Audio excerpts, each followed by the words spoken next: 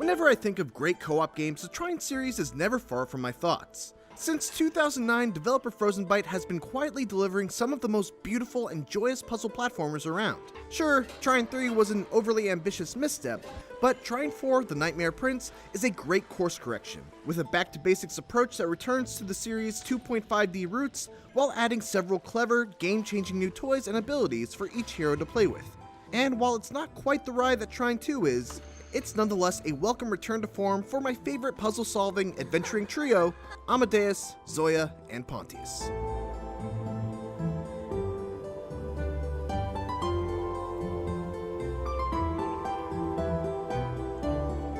Trine 4, like all Trine games before it, puts you in control of the aforementioned wizard, thief, and knight.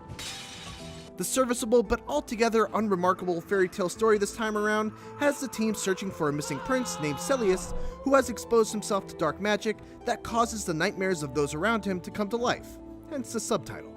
Gameplay is the star of the show here, and it's classic Trine through and through.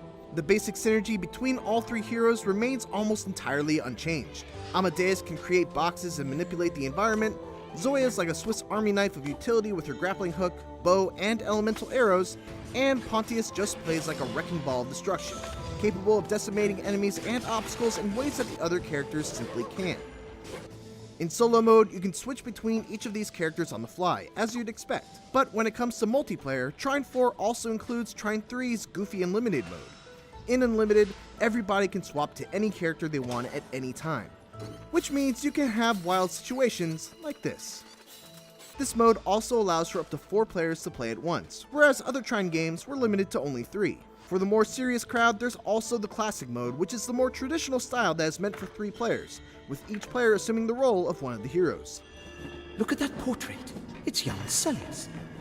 So this was his home. One thing that Trine 4 does better than any of its predecessors is its sense of progression. You start with a meager but effective set of abilities for each character, and at just about every other level, a new ability is granted that changes up the way you approach puzzle solving. Whether it be Pontius' charge attack that can launch boulders to break certain walls, Amadeus' ability to create planks and steel balls, or Zoya's newfound technique of attaching a fairy rope to an object to make it float into the air like a balloon. They all open up interesting new options. In addition, there's a skill tree that features optional but useful upgrades, like Amadeus' power to slam levitated objects down, Pontius' ability to freeze enemies when he stomps them, and Zoya's skill to fire a fully charged bow shot after a roll. This split of automatic unlocks and purchasable skills that reward you for collecting items is a huge improvement over Trine 2's simplistic skill tree.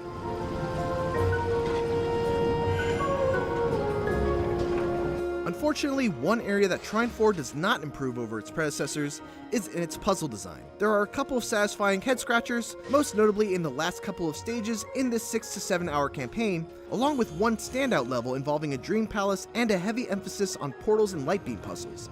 But for the most part, many of the puzzles in Trine 4 repeat the same ideas with very little variation.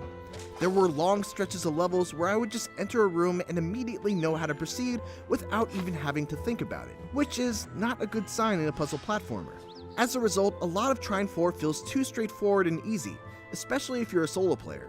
When playing in multiplayer, which is absolutely the way Trine 4 is meant to be played, the added chaos of having to communicate and coordinate with other people significantly ramps up the difficulty, along with the amount of fun to be had. In addition, many of the puzzles when playing in multiplayer mode are actually slightly altered to cater to having extra players in the level, making them a bit more difficult and addressing my main issue with the puzzles being too easy. Above all else though, some of the best moments in Trine 4 occur when cooperation breaks down and you just take turns finding the best and most unexpected ways of sabotaging each other. Combat is still a weak point in the Trine series, but Trine 4 does at least make it a little more fun to play as Amadeus and Zoya when the action breaks out. Zoya can now use her frost arrows to freeze enemies and then switch over to normal arrows for big damage, while Amadeus can use his levitation stomp to crush enemies in a single blow. Still, neither of those options are as effective as just using Pontius to charge headfirst into enemies, mash X with reckless abandon, and cut down all in your way. One final way that Trine 4 lives up to its legacy is in its art, which once again shows that Frozenbyte employs some of the most talented 2.5D artists in gaming. There's a certain whimsical storybook quality to the look of Trine 4 that succeeds in drawing me into its fantastical world, which is full of intricate detail in each of its beautiful vistas. Here I am, you blighted ghoul! Then come. Trine 4 The Nightmare Prince is a sequel that plays it very safe, which, in this particular case, is for the better. Coming back to the traditional style of co-op gameplay and puzzle solving that made the first two games so delightful is exactly the kind of refocusing that the Trine series needed after the misfire of Trine 3. Some lackluster puzzle designs and a lack of difficulty stand in the way of it overtaking Trine 2 as the best in the series, but Trine 4 remains a shining example of how cooperative gaming should be, and is one of the most gorgeous looking 2.5D games of 2019. For more Trine 4, check out the first minutes of the game. And for everything else, keep it here.